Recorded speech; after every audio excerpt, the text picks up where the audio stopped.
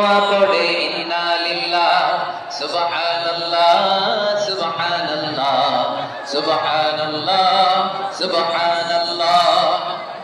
এদেশে আজান শুনে সূর্য ওঠে শহর গ্রামে, এদেশে আজান শুনে সূর্য ডুবে সন্ধ্যা নামে, এদেশে সকল কাজে সবাই বলে বিসমিল্লাহ, এদেশে ভালো কিছু দেখে শুনে হাসি মুখে সবাই বলে মাশাআল্লাহ সুবহানাল্লাহ। আজ করে সুবহানাল্লাহ সুবহানাল্লাহ সুবহানাল্লাহ সুবহানাল্লাহ। সবাই একসাথে সুবহানাল্লাহ সুবহানাল্লাহ সুবহানাল্লাহ সুবহানাল্লাহ। এদেশের আসল পরিচয় কি?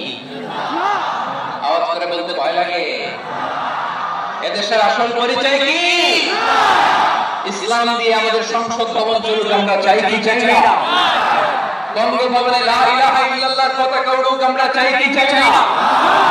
প্রতিটি জেলা অফিসে ডিসি অফিসে লা ইলাহার পতাকা ঝুলুক, আমরা চাই কি চাই না?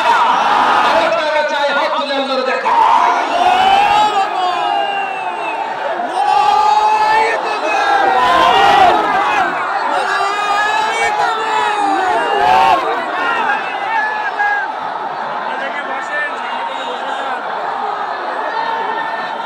মাশাআল্লাহ মাশাআল্লাহ মাশাআল্লাহ মাশাআল্লাহ।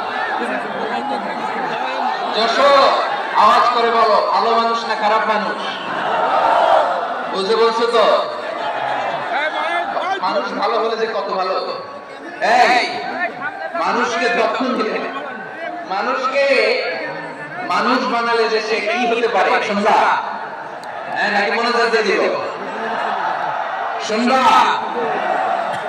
তাহলে থামতে হবে। থামো, আমি যখন বলবো থামো থামো, তাকবীরের সময় দিলে তাকবীর। থামো থামো। মানুষকে যত্ন নিলে, এদিকে এদিকে ড্রোন নামায় ফেল হয়েছে, ড্রোনের ফুটেজ হয়ে গেছে, এবার ড্রোন নামায় ফেল। আমার দিকে তাকাও। মানুষকে তোমরা এদিক সেদিক তাকালে তো গুরুত্বপূর্ণ পয়েন্ট মিস হয়ে যায়। এদিকে এদিকে, হ্যাঁ ঠিক আছে। মানুষকে যত্ন নিলে মানুষের মধ্যে যারা কি পটেনশিয়াল রেখেছে। আমি জাপানের দুইটা উদাহরণ দিই। জাপান এইভাবে হবে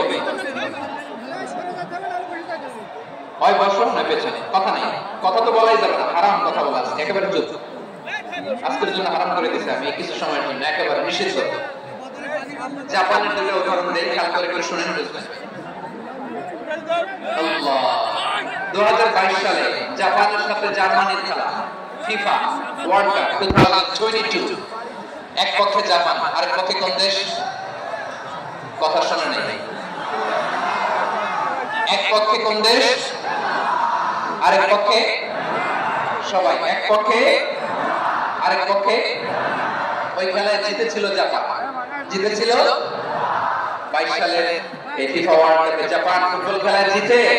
as a part of their celebration তারা খেলার পরে পুরো স্টেডিয়াম তারা ক্লিন করে। the fan base of Japan, lakh lakh মানুষ খেলা দেখতে যায়, তো এত ডাস্টবিনও তো নাই।